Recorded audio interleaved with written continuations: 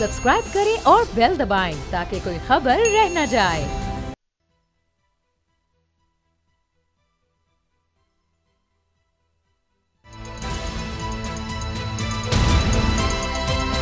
अब पता चला।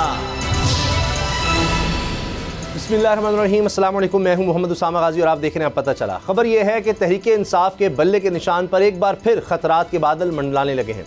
इलेक्शन कमीशन ने पीटीआई इंट्रा पार्टी इंतखाबात का लदम करार देने की दरखास्तें काबिल समाअत करार दे दी हैं और तहरीक इंसाफ को नोटिस भी जारी कर दिया गया है। Chief election commissioner Sikandar Sultan Raja की सरबराही में 5 रुकनी कमीशन ने 14 दरखास्तों पर समाअत की। अकबर एस बाबर के वकील ने दलाइल देते हुए कहा कि एक ऐसे इलेक्शंस थे जहां शेड्यूल वोटर लिस्ट समेत कुछ नहीं बताया गया।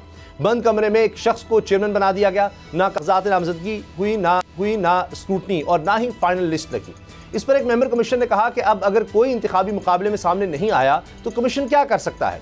आप किस हैसियत से इलेक्शन लड़ रहे थे? क्या आपकी मेंबरशिप खत्म नहीं हो चुकी? जिस पर वकील ने बताया कि मेंबरशिप खत्म नहीं हुई, अदालती फैसला मौजूद है। वकला ने इंतखाबात को डमी करार देते हुए कहा कि इश्तिहारी और जेल में कैद लोगों को ओहदे दे दिए गए। यास्मीन राशिद जेल में है, अली अमीन गंडापुर इश्तिहारी हैं, इनकी नामजदगी कैसे हुई? चीफ इलेक्शन कमिश्नर ने कहा कि इनके कागजात आए, कमीशन इनको देख लेगा। अब 12 दिसंबर को समाअत में क्या होगा? पार्टी इंतखाबात का लदम हो सकते हैं या नहीं? इंतखाबी निशान बल्ले का मुस्तकबिल क्या होगा? सवाल बहुत हैं। कुछ लोग तो इंतखाबात पर भी सवाल उठा रहे हैं, लेकिन चीफ इलेक्शन कमिश्नर ने सब अफवाहों की तरदीद कर दी है। अगले हफ्ते इंतखाबी शेड्यूल जारी हुआ तो फिर सारी अफवाह साज फैक्ट्रियां अपनी मौत आप मर जाएंगी। फिलवक्त इंतखाबात को लेकर जोड़ तोड़ इत्तेहाद और सीट एडजस्टमेंट चल रही है। खबर है कि इस्तेहकाम पाकिस्तान पार्टी के जहांगीर तरीन की शहबाज शरीफ से मुलाकात हुई है, जिसमें सीट एडजस्टमेंट पर इत्तेफाक राय की खबरें हैं। पीपल्स पार्टी क्या सोच रही है? क्या नया मंजरनामा बन रहा है? इसी से आगाज करेंगे। पीपल्स पार्टी के रहनुमा ख्वाजा सुहेल मंसूर साहब हमें ज्वाइन करें। ख्वाजा साहब, अब तो इस्तेहकाम पाकिस्तान पार्टी भी चली गई नून लीग के साथ, तो पीपल्स पार्टी तो लगता है कि बस अकेली रह गई है। बिस्मिल्लाहिर्रहमानिर्रहीम।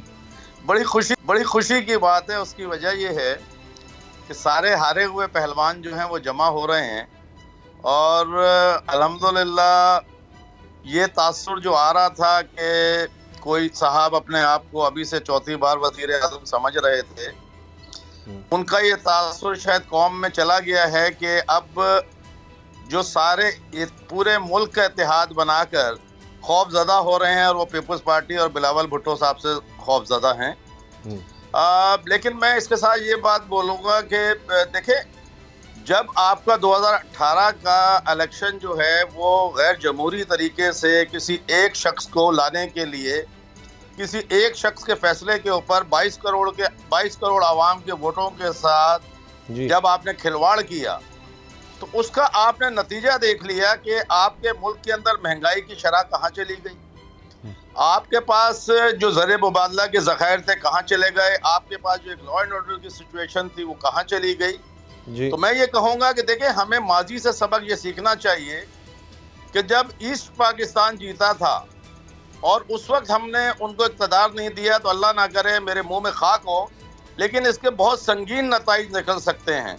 अच्छा। और जो अभी हमारे सामने आ रहे हैं और नून जो है वो पूरे पाकिस्तान के साथ इत्तेहाद करने जा रही है, तो ये इत्तेहाद जो है ये क्या मुल्क को कौम और मिल्लत के लिए हो रहा है या अपने इक़्तिदार के लिए हो रहा है? उसकी वजह यह है कि आप अगर 8 या 9 पार्टियां एक साथ बैठेंगी, हर पार्टी का एक मंशूर अलग है जी। अगर आप माजी में देखेंगे तो जब असम्बली में गए तो या तो मिनिस्ट्रियों की बंदरबाट हुई लेकिन मुल्क के मफादात में काम नहीं हुए। तो मैं इस वक्त भी यही कहता हूं कि ये जो फिर बंदरबाट होने जा रही है, खुदारा 75 साल 76 साल इस कौम को जो है आपने आग में धकेल के रखा। ये कौम इतनी साबिर कौम है कि फिर भी आपको वोट देती रही। लेकिन तो मैं कहता हूं कि एक बार दोबारा 2018 को ना रिपीट किया जाए। ये एक बार जो भी अरबाब इख्तियार हैं जी और मैं अवाम से भी ये अपील करता हूं कि आप लोग अपना वोट देने निकलें इस बार। अच्छा, उसकी वजह ये है कि ये 4, 5, 6, 7 अभी लग रहा है जो इलेक्शन कमीशन की तरफ से इशारे भी मिले हैं कि बल्ले का निशान नहीं होगा। ऐसी सूरत हाल में कि जिनकी माजी में हाल ही में हुकूमत रही तहरीक इंसाफ की और उसका निशान ही ना हो, तो आप समझते हैं ये इलेक्शंस ऐसे फ्री एंड फेयर होंगे? देखिए, ये जब कराची में जब ये मामलात हुए तो आपको पता है कि उसके बाद फिर क्या टूट फूट और क्या मामलात हुए। तो मैं समझता हूं कि देखें, जिसका हक है उसका वोटर उसको मुस्तरद कर सकता है, किसी और को ये मुस्तरद करने का ना हक है ना उसका ये इख्तियार है।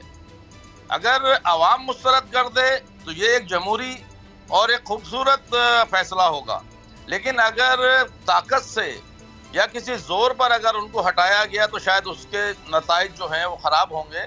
मैं कहता हूं कि आप अवाम में जाने दीजिए, अवाम जो है जिस लीडर को चाहे पसंद करे, जिस लीडर को चाहे मुस्तरद कर दे, क्योंकि हमें इस वक्त अपने मुल्क के लिए देखना है, हमें अब इस वक्त अपनी अवाम को देखना है। जो 22 करोड़ अवाम जो है जिस तरह से पिस गई है, गरीब आदमी के पास इस वक्त बिल देने के पैसे नहीं है, रोटी खाने के पैसे नहीं है, इंडस्ट्री आपकी बंद होती चली जा रही है, तबाही के दहाने पर जा रही है, एक्सपोर्ट आपकी खत्म हो गई है। और उसकी वजह सिर्फ ये है कि क्योंकि हमारे पास अनस्टेबिलिटी इतनी है कि दुनिया का कोई मुल्क आपसे एक्सपोर्ट का माल लेने को तैयार नहीं है। यहाँ IMF का प्रेशर है, गैस के बिल बढ़ रहे हैं, महंगाई बढ़ रही है। तो कह रहे रिकॉर्ड बना रही है 66,000 पर, वो 60,000 की अबूर कर गई और वो कह रहे जी बड़ी इन्वेस्टमेंट आ रही है पाकिस्तान में। सर देखें, अल्लाह करे ऐसा हो, अल्लाह करे ऐसा हो, मुल्क का हर बिजनेस कम्युनिटी के लोग तरक्की करें, मुल्क के अंदर खुशहाली आए। लेकिन मुझे एक बात आज तक समझ में नहीं आई कि देखें ये सारा पैसा जो है ये पार्क हो रहा है, क्योंकि प्रॉपर्टी के ऊपर आपने एक हैवी टैक्स लगा दिया, डॉलर की जो जखीरा अंदोजी हो रही थी उस पर पाबंदी लग गई, बहुत सारे मामलात ऐसे हैं जी। मेरा सवाल तो ये है कि मैं कहता हूं कि अल्लाह करे ये जो 60,000 या 62,000 की हदूद क्रॉस कर रहा है जी। ये 70,000 भी करे, लेकिन क्या आया हमारी इंडस्ट्री इतनी अच्छी पोजीशन में आ गई है कि वो इतना हैवी डिविडेंड दे सकती है? 24% जिस मुल्क में इंटरेस्ट रेट हो। जी जी बिल्कुल सही ख्वाजा साहब जी। आपको लगता है कि अगर फ्री एंड फेयर इलेक्शन हुए तो फिर ये माशी तौर पर आपको बेहतरी देख रहे हैं, लेकिन अभी जो कुछ हुआ है, जिस तरह अभी तहरीक इंसाफ के वाले से इंट्रा पार्टी इलेक्शन ज़्यादातर लोगों का ख्याल है कि बल्ले का निशान नहीं होगा और शायद कैंडिडेट भी उनके ना हो, तो ऐसी सूरत हाल में इलेक्शंस हो जाते हैं, फिर आप देखते हैं उसके बाद कोई माशी तौर पर कोई बेहतरी हो सकेगी या फिर यही हम इंस्टेबिलिटी का शिकार हैं? उसके बाद मैं नहीं समझता कि उसके बाद आपके माशी हालात बेहतर होंगे।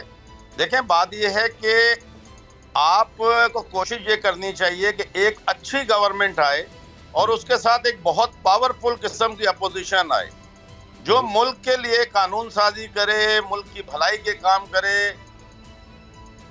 जी, जो मुल्क के लिए काम करे, ठीक है, और अवाम के जो हकूक हैं उसकी बात करें। अच्छा खालिद साहब, ना के तख्ते और ना के कोई और जगह। जी सही। अच्छा, क्या पाकिस्तान पीपल्स पार्टी कसूरवार नहीं है कि शहबाज शरीफ साहब को वज़ीर-ए-आज़म बनवाया, उसके बाद आपने खुद नून लीग को खुलकर खेलने का मौका दिया? अब सिवाय पाकिस्तान पीपल्स पार्टी के जितने PDM में थे, ज़्यादातर जितने भी उसमें PDM में हैवी वेट्स थे या जो भी 16 माह की हुकूमत थी, वो सब तो नून लीग अपने साथ मिला चुकी। देखिए, मैं नहीं समझता कि जिस उस वक्त जो था ये एक मुल्क के लिए ज़रूरत थी। उसकी वजह यह है कि मुल्क जिस दलदल में जा रहा था और न्याजी साहब जिस दलदल में ले जा रहे थे, तो वो तो एक मुल्क को बचाने के लिए तमाम इत्तेहाद किया गया। जब देखें, मेरी बात सुने, ऐसा वक्त आता है तो हम जब क्रिकेट का मैच होता है तो हम सारी की सारी कौम हिंदुस्तान के सामने ऐसे होते हैं जैसे शीशा पिलाई दीवार। तो उस वक्त क्योंकि न्याजी साहब का जो रवैया था और जो इंटरनेशनल उन्होंने मुल्क को बिल्कुल अलग थलग कर दिया था, हम तनहा रह गए थे, फाइनेंशियल पोजीशन हमारी ख़त्म हो चुकी थी, मुल्क के अंदर लॉ एंड ऑर्डर तबाह हो चुका था, बॉर्डरों के ऊपर जो है वो तालिबान दर पे दर हमले कर रहे थे, वो वक्त की जरूरत थी जी। लेकिन जहां तक पीपल्स पार्टी का जो रोल था, आप जो बातें फरमा रहे हैं वो तो हमने उससे ज्यादा बुरे हालात देखे। इसहाक डार साहब वज़ीर ख़ज़ाना बने, 16 माह की कारकर्दगी ये थी रही कि बिलावल साहब अब ये कहते हैं कि जनाब क्योंकि इंतकाम के पीछे पड़े रहे हम तो इसलिए मईशत तो तबाह होनी थी। तो वो 16 महीने में ये बात सही ना दहशतगर्दी कंट्रोल हो सकी, ना मईशत बेहतर हो सकी, बल्कि रिकॉर्ड महंगाई हुई है, रिकॉर्ड बेरोजगारी हुई है, रिकॉर्ड गुर्बत हुई।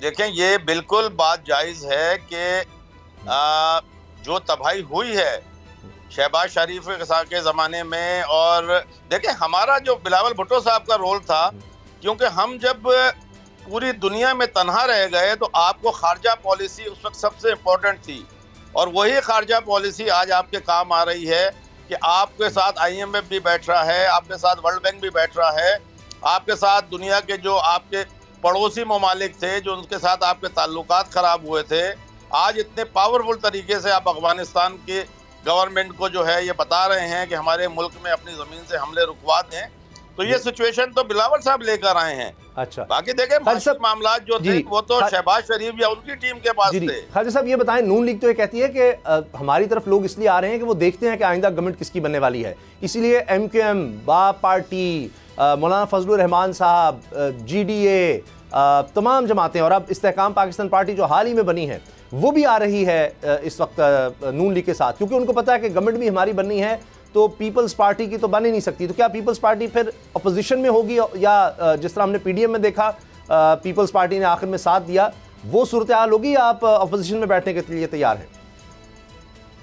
देखें, अगर हमको अल्लाह ने इक़्तिदार दिया और बिलावल भुट्टो साहब प्राइम मिनिस्टर आए तो बिल्कुल हम हुकूमत बनाएंगे, और हम कोई जोर जबरदस्ती या किसी की बैसाखी पर हुकूमत नहीं बनाएंगे और ना किसी के से अपनी झोली फैलाकर भीख मांगेंगे। अगर अवाम ने हमको भीख दी और हम इक़्तिदार में आए तो जरूर हम बैठेंगे, नहीं तो हम एक पावरफुल अपोजिशन के तौर पर बैठकर इस मुल्क के जो बेहतरी के काम है हम वो करेंगे। हम इक़्तिदार के लिए भूखे नहीं हैं। और अगर आपको ऑफर की गई पीपल्स पार्टी को कि आप भी हुकूमत का हिस्सा बने, काबीना में शामिल हों, तो फिर?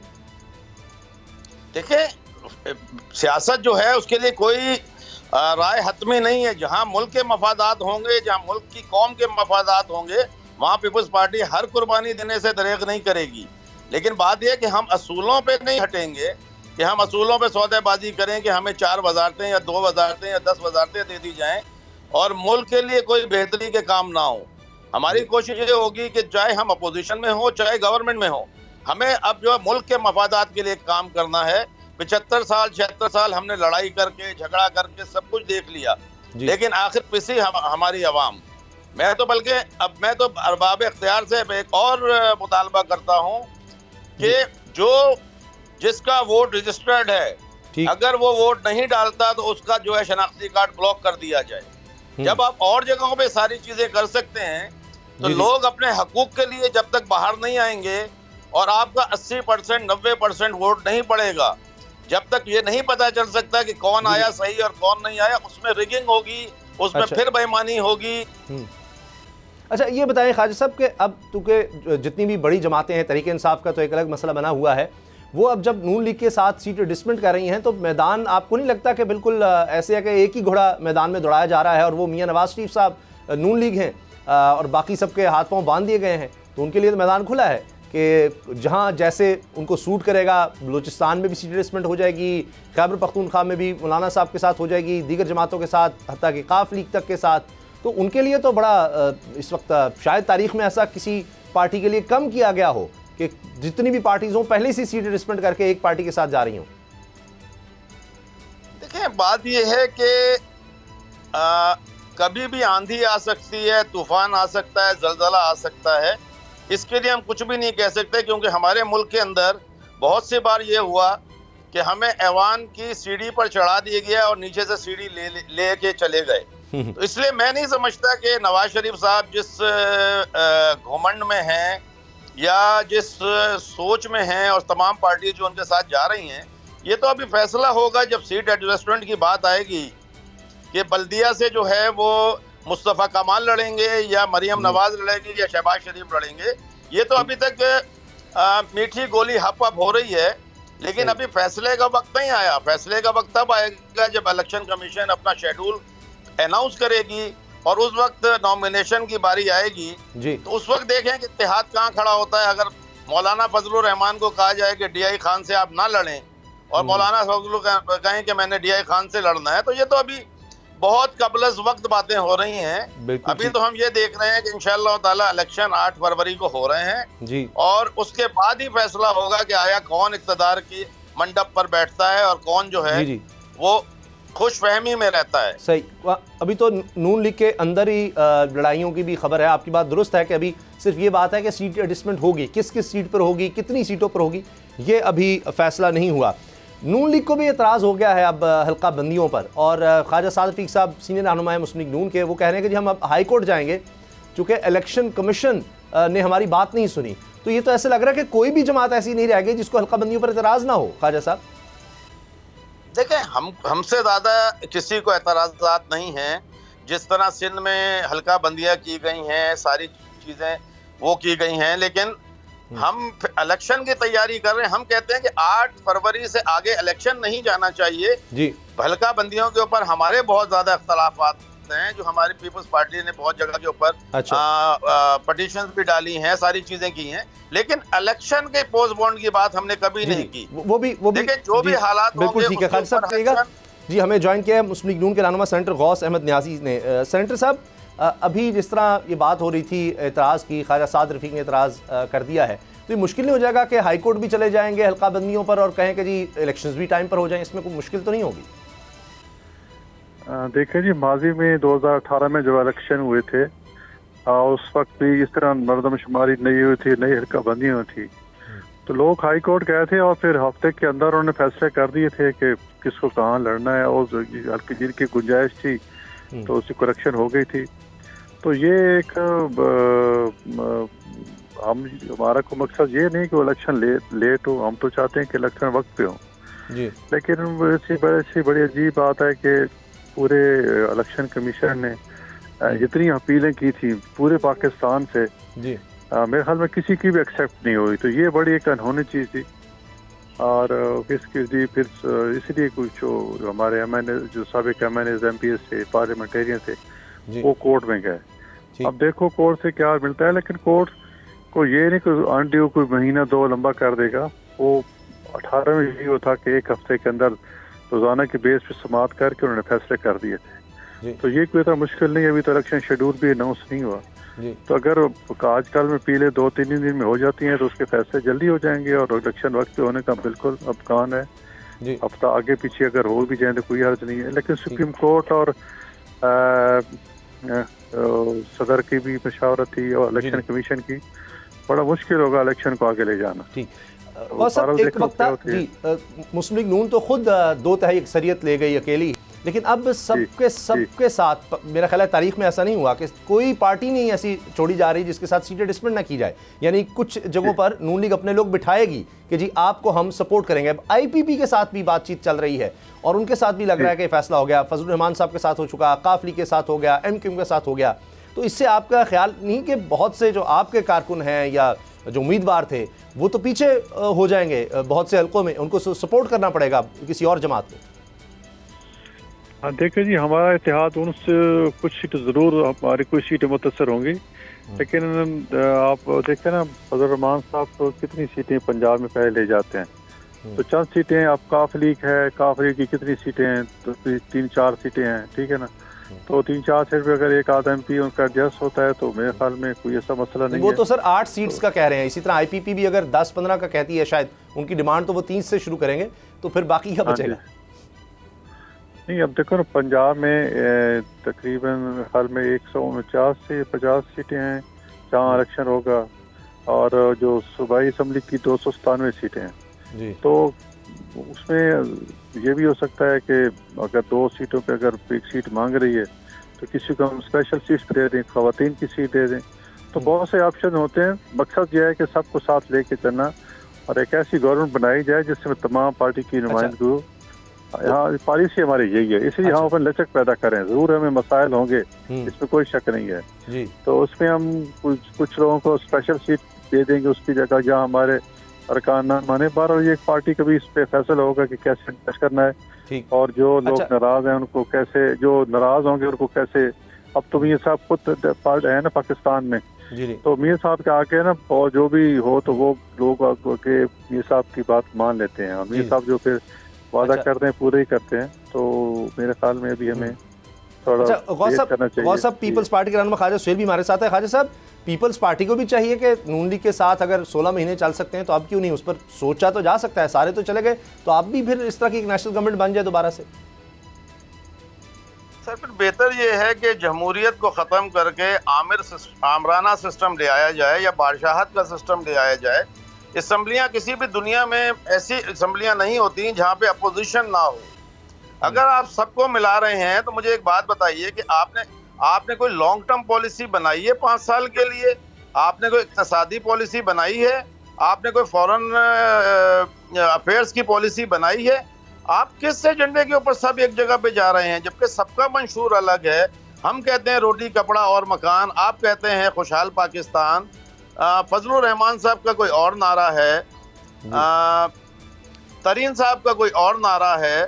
मुझे एक बात बताइए, या तो इत्तेफाक और इत्तेहाद वहाँ होता है जहाँ पर हम किसी पॉलिसी के ऊपर इत्तेफाक करें, हम मिसाके जमहूरियत की बात कर लें, हम कुछ और कर लें, लेकिन हमारे पास तो किसी भी पार्टी का, हमारी सिवाय पीपल्स पार्टी के, पीपल्स पार्टी इस वक्त अपनी लॉन्ग टर्म पॉलिसी बना रही है कि वो अगले 5 साल में या 10 साल में इस मुल्क को क्या डिलीवर करेगी, क्या डेवलपमेंट होगी, क्या इंडस्ट्री होगी, क्या मईशत होगी, क्या फॉरेन पॉलिसी होगी। जी सही। लेकिन यहाँ तो सिर्फ इत्तेहाद इस बात का हो रहा है कि जी आप कौन सी वजारत लेंगे, मैं कौन सी वजारत लूंगा, आप कौन सी सीट लेंगे, मैं कौन सी सीट लूंगा। जी तो ये माजी में जब भी हुआ है। जी आप देख लीजिए कि जब शहबाज शरीफ की गवर्नमेंट बनी तो उसके वुज़रा की तादाद देख लीजिए कि 16 महीने के लिए वुज़रा कितने थे। बिल्कुल सही खालिद साहब, लेकिन आपकी बात सही है, पीपल्स पार्टी भी थी ना, पीपल्स पार्टी का भी उसमें वजारतों में हिस्सा था। गौस साहब ये बताइए कि ये बात भी हो रही है कि इंट्रा पार्टी इलेक्शन के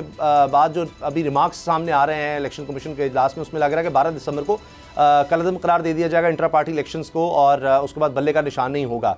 इसमें फ़र्क क्या नज़र आता है आपको, नून लीग के इलेक्शन, पीपल्स पार्टी के इलेक्शन या फजलुर रहमान साहब के इंट्रा पार्टी इलेक्शंस उनकी जमात में होते हैं, ये तहरीक इंसाफ में क्या आपको ऐसा नज़र आया जिस पर एतराज़ हो रहा है कि जी ये ठीक नहीं है? बिला मुकाबला तो नून लीग में भी अहम ओहदों पर सब बिला मुकाबले मुंतखब हुए। देखिए बात ये है कि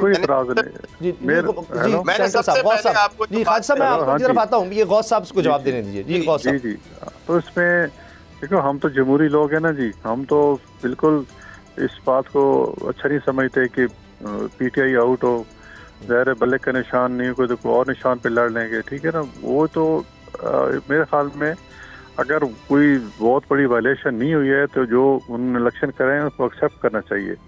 अलबत्ता जिन्होंने इतराज़ किया है उसमें अगर वैलिडीज हैं तो फिर दोबारा इलेक्शन करा दीजिए। तो इसमें कोई ऐसी तो अभी तो इलेक्शन शेड्यूल अनाउंस नहीं हुआ, तो मेरे ख्याल में हम तो चाहेंगे कि जमहूरी लोग हैं, पीटीआई जरूर मैदान में और मैदान में उसका मुकाबला किया जाए। चले आपकी स्टेटमेंट का मसला ठीक है, लेकिन मरियम औरंगजेब साहिबा या दीगर जो नून लीग के रहनुमा जो आए प्रेस कॉन्फ्रेंस, वो तो बिल्कुल नज़र आ रहा है कि उनकी तो ख्वाहिश ऐसे लग रहा है कि बल्ला हो ही ना। बहुत बहुत शुक्रिया सेनेटर गौस अहमद नियाजी साहब, आपने हमें वक्त दिया। ख्वाजा सुहेल मंसूर साहब पाकिस्तान पीपल्स पार्टी, आपने हमें वक्त दिया। ब्रेक लेते हैं और ब्रेक के बाद बात करेंगे किस तरह से ये इत्तेहाद आगे चलेगा, सीट एडजस्टमेंट आगे चलेगी कि आईपीपी और नून लीग अब साथ साथ। ब्रेक के बाद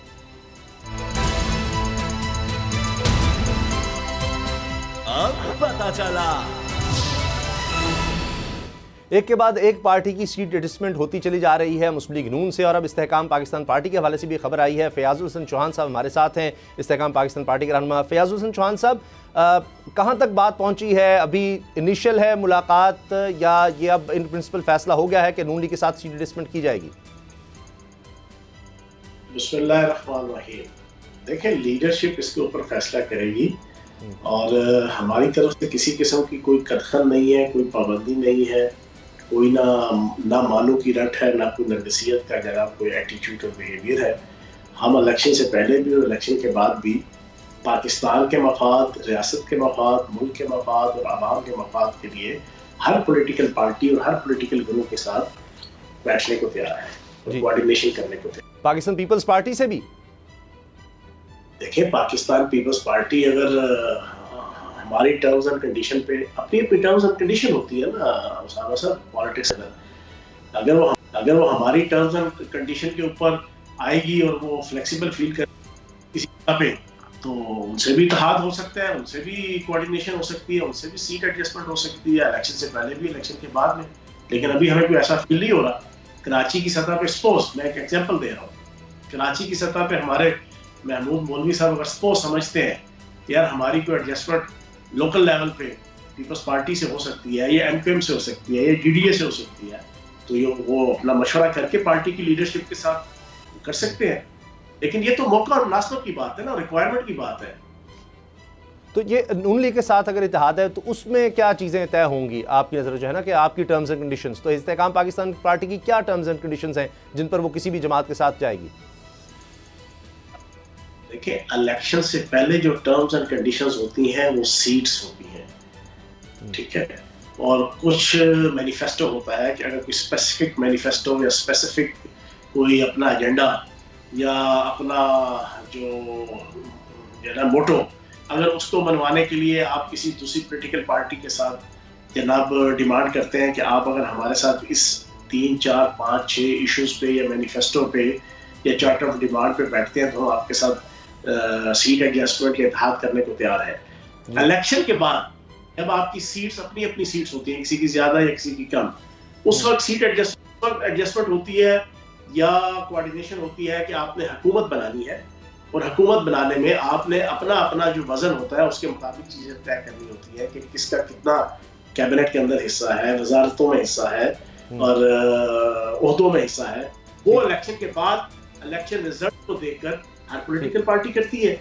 तो अब तो इलेक्शन से पहले क्या है, उसमें सीट एडजस्टमेंट होगी तो भी सूबाई लेवल की सीट्स है कि कहाँ पे किसका कैंडिडेट मजबूत है, हालात वाक़यात क्या है, इकट्ठे मिलकर इलेक्शन लड़के दोनों को फायदा हो सकता है तो इसी तरह यहाँ दो पॉलिटिकल पार्टी सोच के जो है वो एडजस्टमेंट ये बात करती है। चौहान साहब, आपका वोट बैंक अपने हल्के में होगा, आप साबिक सूबाई वजीर भी रहे, आपको आपकी पार्टी कहे कि जी नून लीग को सपोर्ट करना है आपके हल्के में, आप बैठ जाएं, यहाँ से सीट एडजस्टमेंट नून लीग के साथ हो गई है, अब आप उसके लिए निकलेंगे, उसके लिए लोगों को जाकर कन्विंस करेंगे कि जी हमारी सीट एडजस्टमेंट है, आप मुझे नहीं इस कैंडिडेट को, ये नून लीग का कैंडिडेट, इसको वोट डालें, ये मुश्किल नहीं होता? देखिए बात ये है, ये तो बड़ी छोटी सी चीज है।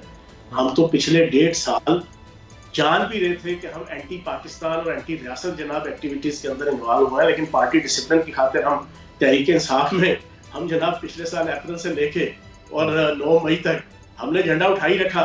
कुछ पार्टी डिसिप्लिन के तहत, कुछ आइन के आर्टिकल 62, 63 की ऑब्लिगेशंस थी, कुछ वफा की सूरत थी, तो ये तो बड़ी छोटी सी बात है। लेकिन जब आप किसी पॉलिटिकल पार्टी के साथ चल रहे होते हैं और आपकी एक कमिटमेंट होती है, तो फिर अगर ऐसी कोई चीज हो जाती है तो फिर ओबे करना पड़ता है। हमारे लिए कोई इशू नहीं है। अगर एडजस्टमेंट हो जाती है, मेरी सीट तो मुझे मिल जाती है, ऊपर नून लीग को मिल जाती है, वेल एंड गुड। अगर वो कहते हैं नहीं नीचे वाली सीट पे भी नून लीग की है तो बिस्मिल्लाह। ठीक, तो लोग तो सवाल तो पूछेंगे कि जी महंगाई हुई, ये 16 महीने की गवर्नमेंट तो अच्छी नहीं रही, तो फिर आपको उनके जवाब देने पड़ेंगे जबकि आप उस पार्टी के तो है नहीं।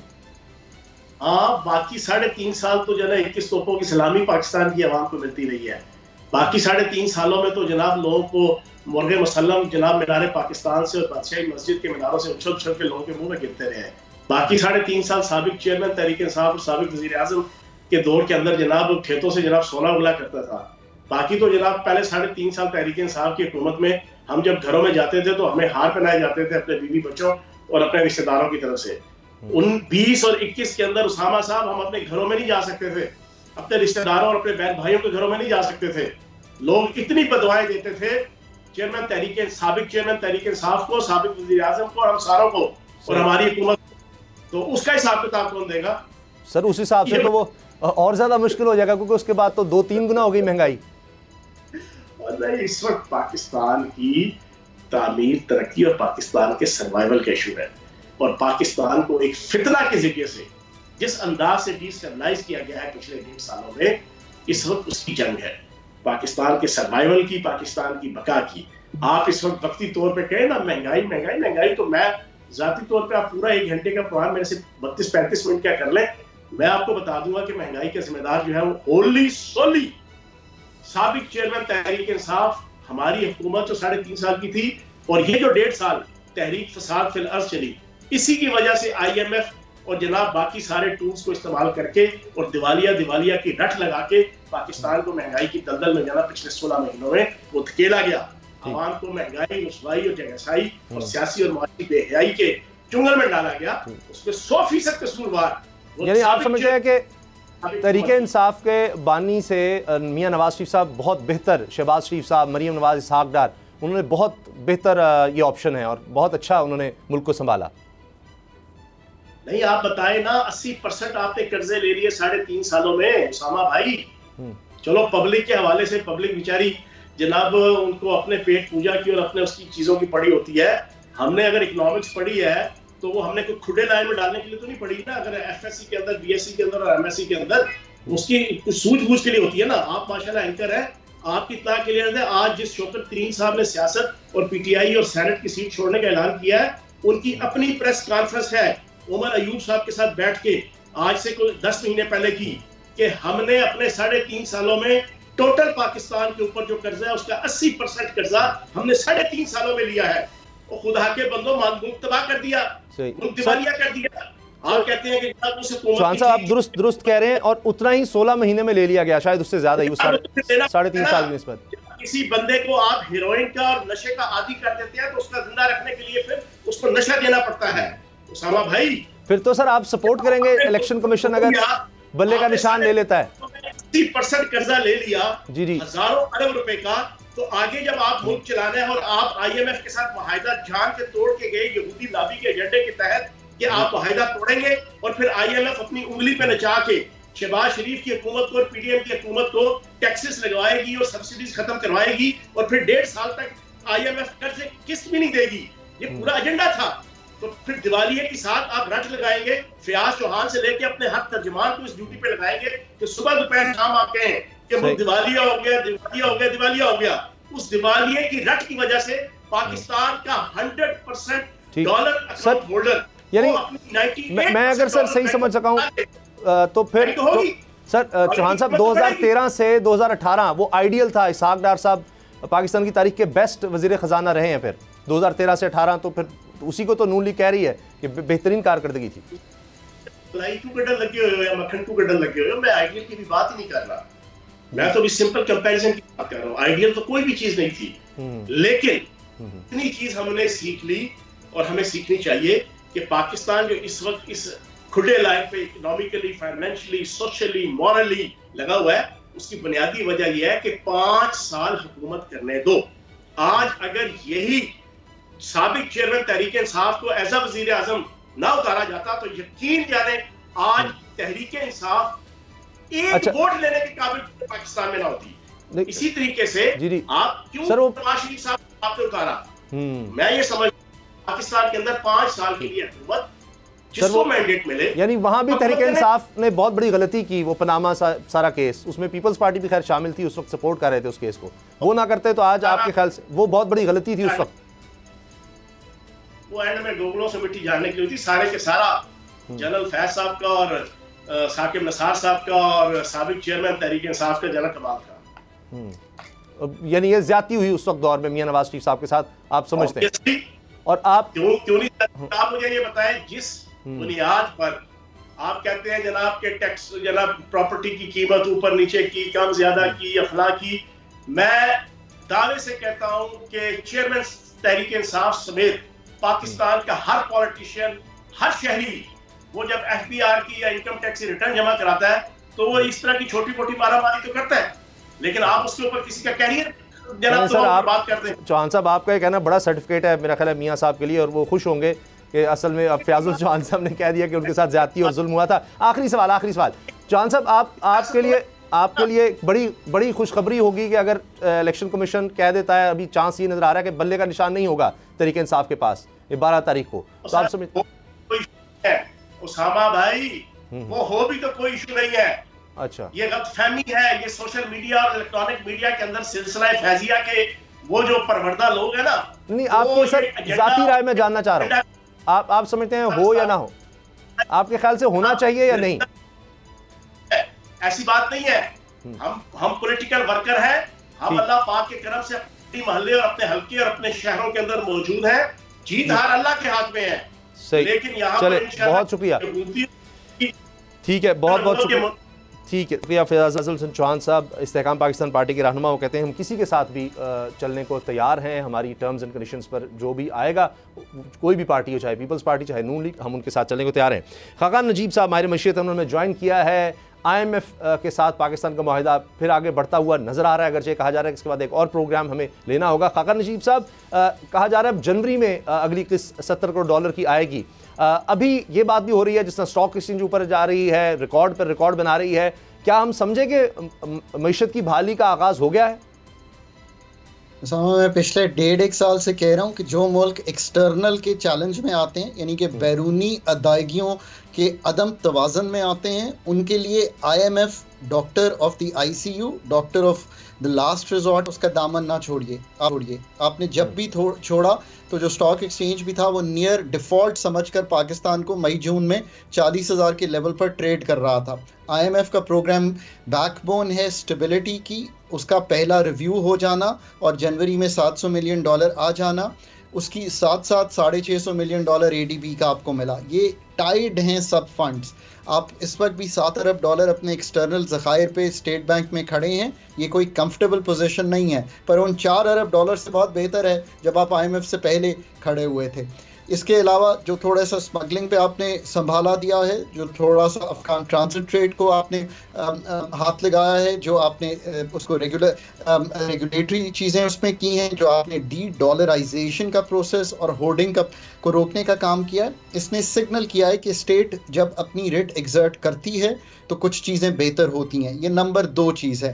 IMF के नए प्रोग्राम में जाना पड़ेगा आपको, बिकॉज ये एक स्टैंड बाय अरेंजमेंट है। आपको 9 मंथ का एक ब्रीदर मिला है, एक ब्रिज है टू पास यू ओवर। मेरा तो ख्याल है कि अब 8 फरवरी में जब इलेक्शन हो जाएंगे तो इसका भी अगला रिव्यू शायद आने वाली हुकूमत करेगी और फिर उनको ग्लाइड इन करना चाहिए into the next programme, into the next budget जो IMF के साथ बनाया जाए।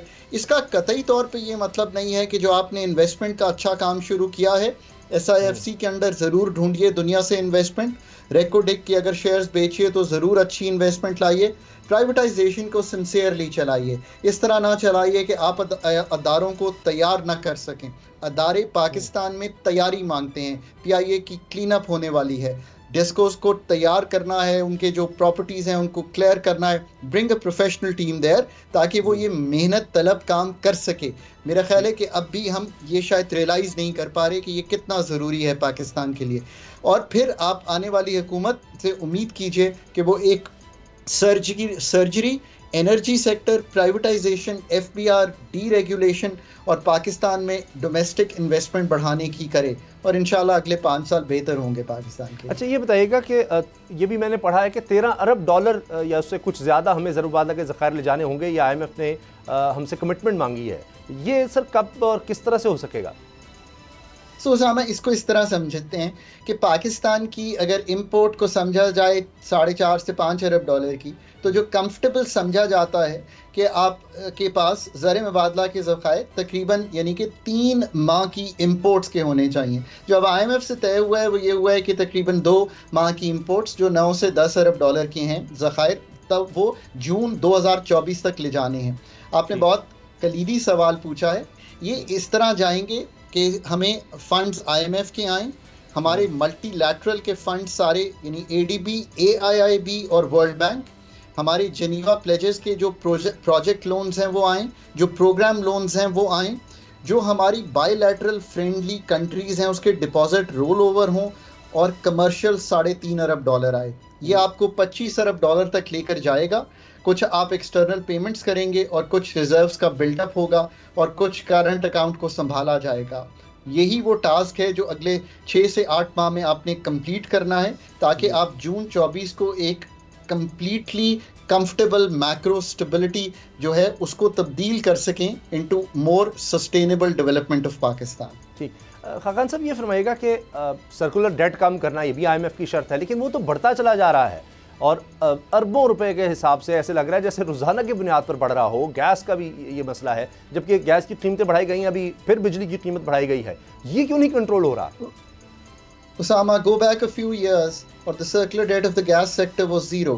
Today, as I talk to you, 2100 अरब से 2900 अरब के एस्टिमेट दिए जा रहे हैं। ये दिल दहला देने वाले नंबर हैं ओसामा। 2400-2500 का सर्कुलर डेट जो कि इस वक्त पास सेक्टर में है, ये 100 अरब था जो मेरा ख्याल है जब पीपल्स पार्टी की हुकूमत आई, जब नून लीग की हुकूमत आई तो 500 अरब के करीब था।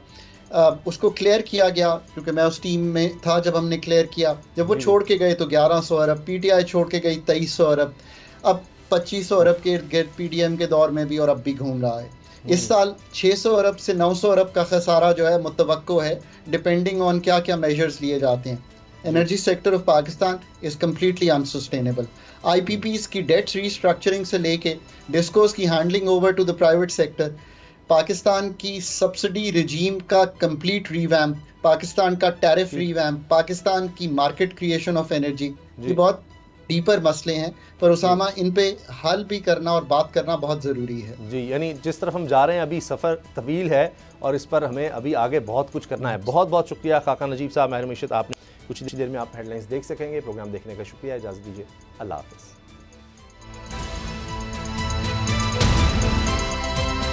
अब पता चला।